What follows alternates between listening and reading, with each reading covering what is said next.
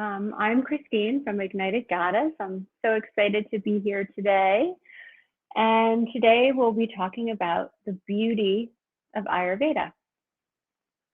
So what is Ayurveda? Ayurveda is the sister science of yoga. And they work beautifully together. They intertwine and have a lot of similarities. There's a beautiful Sanskrit verse, Yatapinde Tat Brahmante, which means everything that's out in the universe, in nature, is also within us. So if you think about nature, nature is made up of 5 elements: fire, water, earth, air, and ether. And those elements actually make up the doshas. If you've heard of the doshas, Vata, Pitta, and Kapha. And since they're in nature and they're within us, that's what makes up our constitution. And rather than think about what your dominant dosha is, which, it's a great thing to know, especially when you're interacting with people or sometimes the food that you're eating. But today I'd like to talk about it from a perspective that our body is always giving us feedback, and that if we find we're too much of something, we can add the opposite and come back into balance. So a very simplistic way to think about that is if you have too much fire, you're going to add some water to find that balance.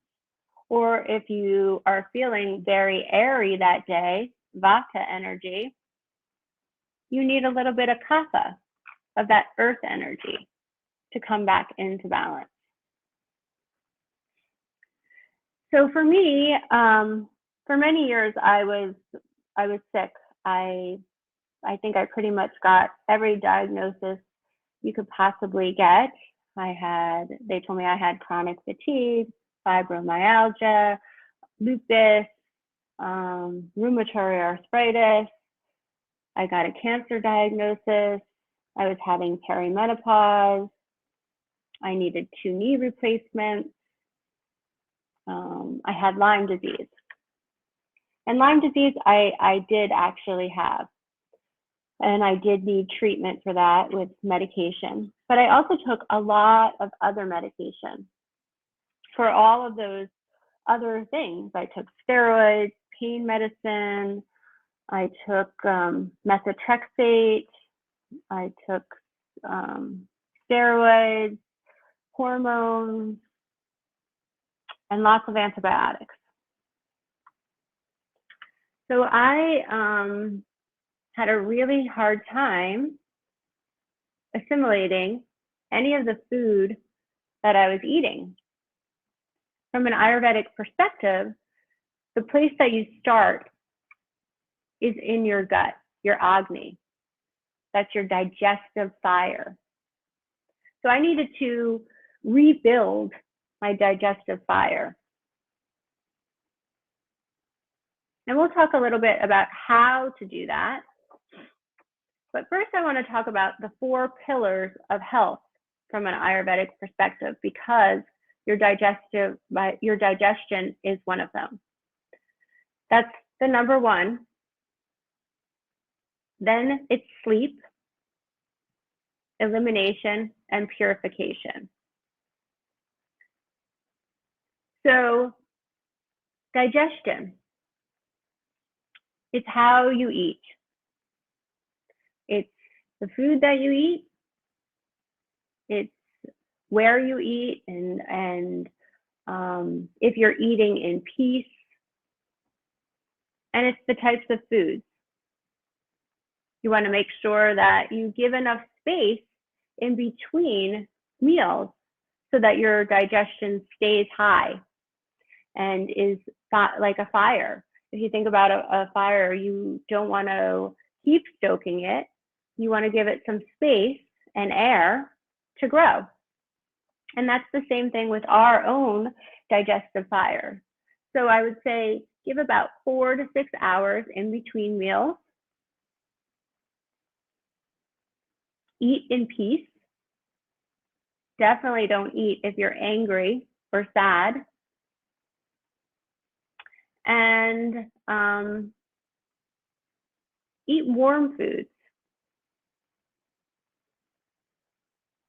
Then sleep. You want to make sure that you go to bed by 10 o'clock. I know that doesn't seem like a big deal, or sometimes it's not doable, but it's very helpful, especially if you have a lot of that vata energy. Vata meaning that air energy that you feel anxious sometimes if you get out of balance.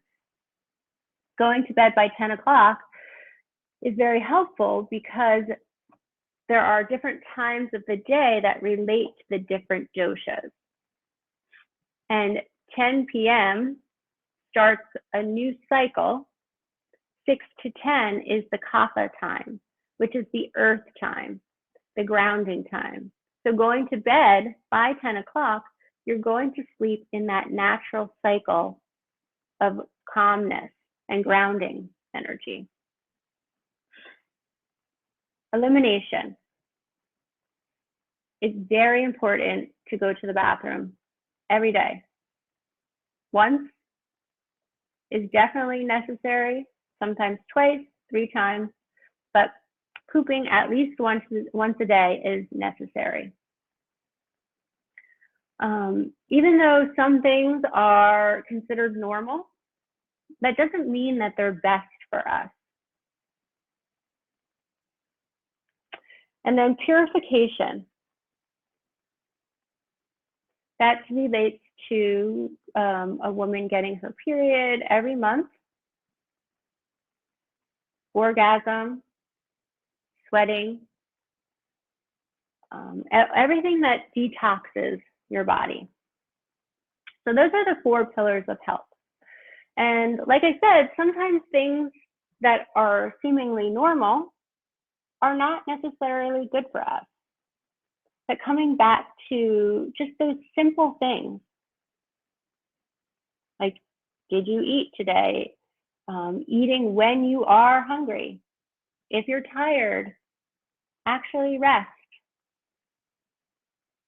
If you feel sad or angry, express it. So when I wasn't feeling well and I was getting all these different diagnoses, I also had a lot of things going on in my life. My marriage wasn't doing that great. I just was feeling sad and I wasn't happy. I was stressed out. I had 3 children, 3 small children. And I'm sure, there's a lot of people that can relate to those things. And one day, my friend said to me, I'm going to this new yoga studio. Why don't you come? And I did. And I kept going back. And after maybe like 4 or 5 times, I started to feel a shift, emotional shift. And I started to cry. And I wasn't sure why, but this happened. This continued to happen. And my teacher just said, keep coming. It's normal. Keep coming. You're peeling away layers of yourself. And it was true. I had really pushed back a lot of my emotions and wasn't fully expressing myself and taking care of myself.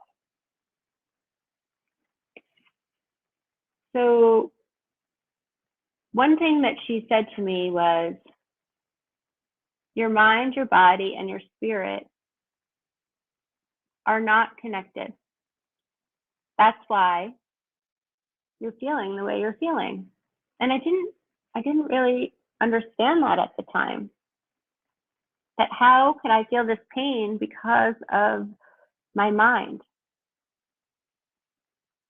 So I started to pray and meditate, and I started to hear things. And then I completely fell apart because my younger brother died suddenly. And I started to choose really bad things that were not serving my highest good at all. I started drinking too much. I even started to smoke. I got down to 95 pounds. I really was very sick at this point. I went to the doctor, and this is when the doctor told me I had cancer cells growing, and they were the really bad kind of cancer. Not that any cancer is good, but these were the really bad ones. So that day, I made a choice that I am going to choose myself. And I started to take care of me. I was the priority. And even though I had children, if I took care of myself first, I had a lot more to give. And that was when I really started to practice Ayurveda.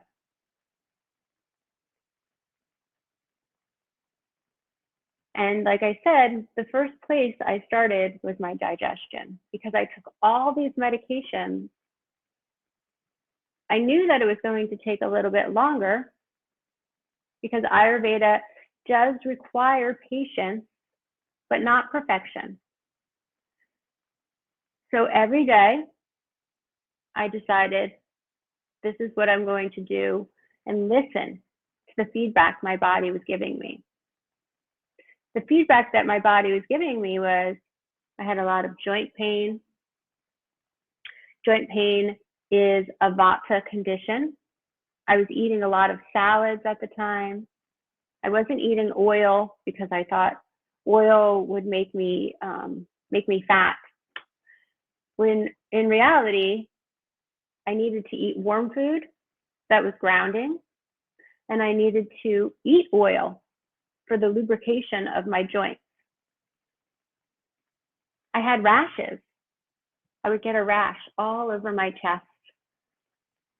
And rashes are a pitta imbalance. And at the time, I was also eating very spicy food. So I needed to, again, use more oil and reduce the spiciness in my foods. Another symptom I was having was I would get cysts on my ovaries when I would ovulate. And cysts are a kapha condition. At that time, I was eating a lot of hard cheeses, and those hard cheeses really drive your kapha up.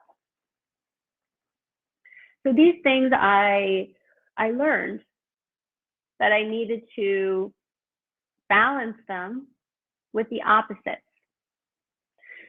So let's talk a little bit about how you do that and increase your Agni. From Ayurveda perspective, you use spices to enhance your food. There are 6 tastes, and during your meals, it's a good idea to try to incorporate all 6 tastes. They also encompass the qualities of the doshas. So if you think about sweet is earth and water. And those are like your grains. And then there is sour, which is earth and fire. And salty, which is water and fire. Pungent, air and fire. Bitter, air and ether. And astringent, air and earth.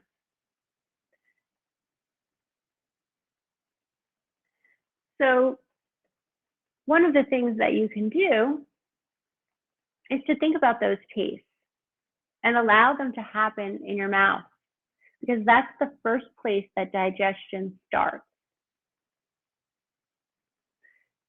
So we'll talk a little bit more about that. But let's talk about the qualities of the doshas in relationship to them. So vata is the air and ether. And think about vata. It's dry, it's light, it's transformative, it's moving, it's cold and clear. And pitta is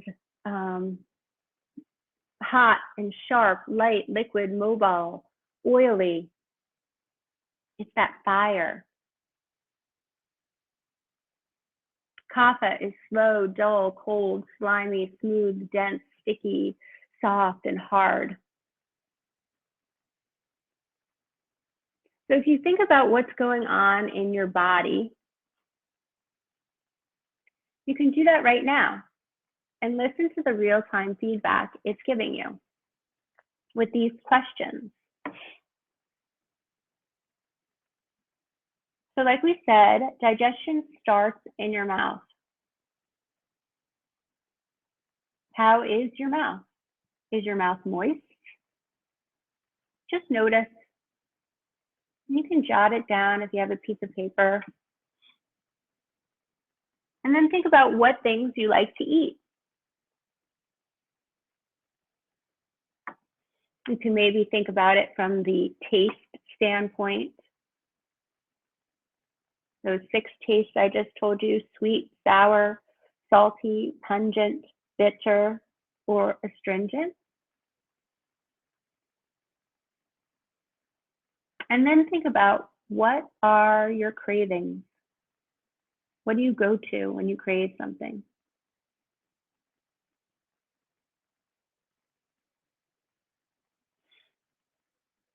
And this is a good one. How do you feel when you get up in the morning?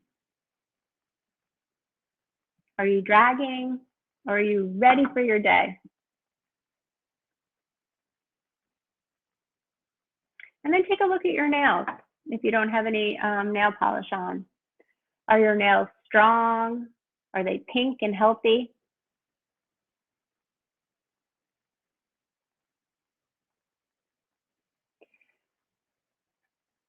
So just for your own knowledge and to start listening to your body,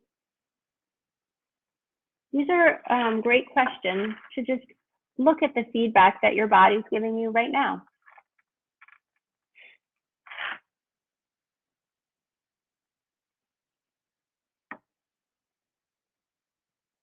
So one of the things that Ayurveda really thinks about and talks about is something called ojas, which is the essence of our body's tissues. And ojas determines whether the disease can be created or health can be thriving. A strong ojas increases your immunity, whereas weak ojas decreases it. And we risk imbalance and disease when we have weak ojas. The way that we create ojas is from the 4 pillars that we talked about: a good digestion, sleep, elimination, and purification. They all work together. They're intertwined, and they create ojas, that magical fluid within us that gives us our inner radiance, our glow from the inside out.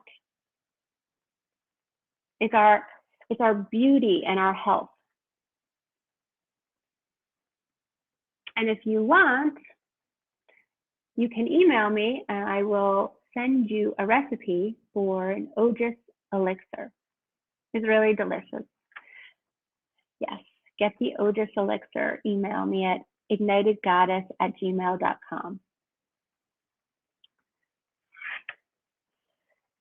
So the next thing I'd like to talk about is giving yourself some self-care and some self-love. This is another thing that I like to do every day. And I'll tell you a really funny kind of story that when I was sick and I was trying to find guidance, one of the first things I started to do was read cards, because I was looking for guidance, a message. And at the time, I told you my brother had passed away, so I considered him one of my angels, and I talked to him, and also my grandparents. And my grandmother, she would always tell me, Christine, you're like your great grandmother, the old great grandma. And I didn't understand what she meant at the time, but except to think that, I was intuitive. But then I started to get messages from my grandmother to really think about her and pray on her. And I was praying a lot. My great grandmother, she would walk around with the Mother Mary and her rosary beads. She had long, beautiful gray hair down her back. And sometimes she'd wear it in a bun on the top of her head. She always wore a blue dress, and she would cover herself in olive oil and go to the kitchen and make concoctions. And so now I really resonate with her, because I feel like I do all of those things all the time, every day now, especially the oil, because in Ayurveda, you give yourself a self-massage every day. It's called an Abhaganda self-massage. And the oil that is universal is sesame oil. You can also use coconut oil, but sesame oil is a universal oil that is good for all three doshas. It's beneficial from the inside out. Your skin is your largest organ, and applying the oil topically really nourishes the cells and tissues of your body. And you'll start by doing it on your scalp, doing your whole face. You'll do your shoulders, your arms, and on your long bones, you'll do strokes that go down, and on your joints, you do circular motion, and you do your whole body. And then after you do the massage, you can take a warm shower or a warm bath, or you can leave the oil on your body. But this is so beneficial. You're giving yourself self-love and also nourishment. Then another thing that I do every day is meditate. When I first started meditating, I thought, oh my gosh, I'm not good at this. I can't stop thinking. My vata was so high. I had so much anxiety when I first started. There was no way that I could sit and meditate. So I offered myself to one of my teachers to be oh my gosh, I can't think of the name, but it was a student that needed help. I don't know why I can't remember the name right now, but I'm drawing a blank. And in this class, I learned that there's lots of different tools to help you meditate. And the tool that today I'd like to use is a mantra. And I'd like to just do a short meditation with you and show you that in just a few moments, you can bring yourself to a balanced, more peaceful state without doing too much. So wherever you are, you're just taking a break, interrupting the pattern that's happening in this moment, and placing your hands on top of your heart. And then you can close your eyes and start to gaze upward towards your forehead. If you want, you can take your pointer finger and just tap on the center of your forehead. They say this is the seat of your intuition. keeping your gaze there, return your hand back to your chest if you started tapping. And just notice your inhale and breathe in to the lowest part of your belly. Pausing there, really let your breath fill your belly up. And then send your breath up into your chest. Feel your hands lift off of your chest and then back down. And as you breathe in, if you'd like to add the mantra that I chose is Aham Prema, which means I am love.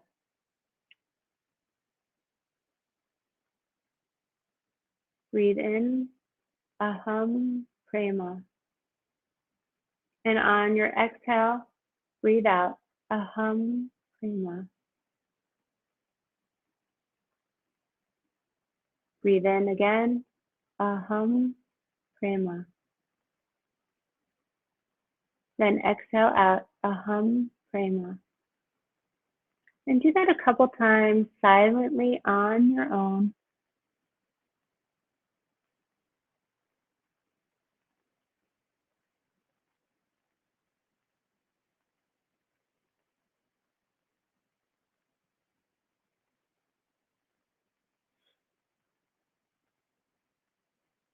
And then you can blink your eyes open, release your hands,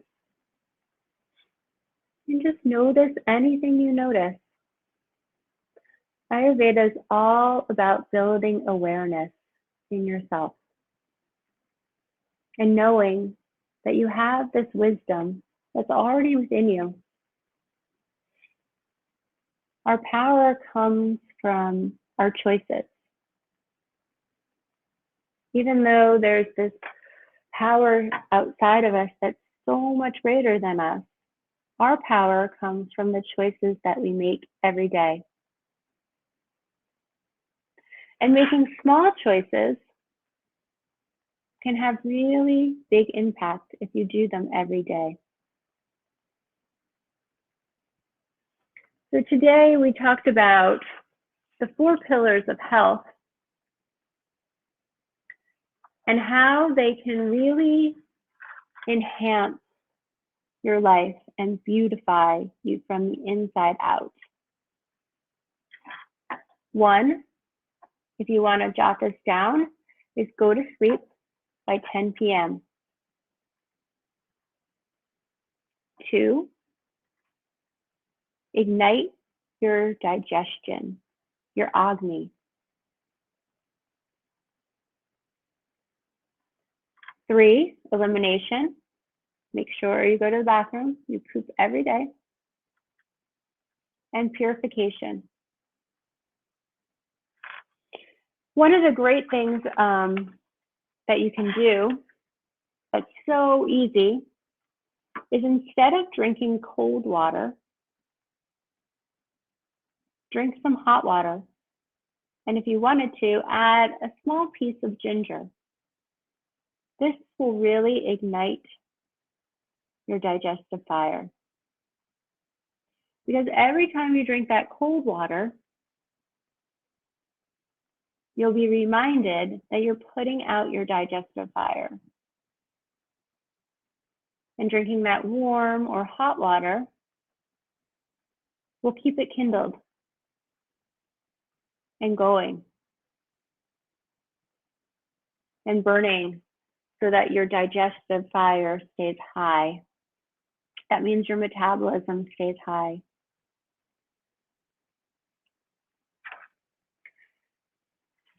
I'm offering a course. It's called Radiant Health.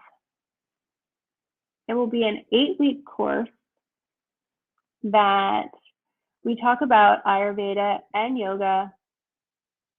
There'll be 8 different modules. And we talk about everything from the spiritual aspects to all the foods and how they can balance one another, different recipes. We do beauty treatments. We make different kinds of face masks. We talk about yoga, and there's a lot of really wonderful stuff in the Radiant Health course. They're all things that help me, and I would love to be able to share them with you. So if you would like to apply and join me in making a choice to choose yourself, you can email me or go to my website to find out more.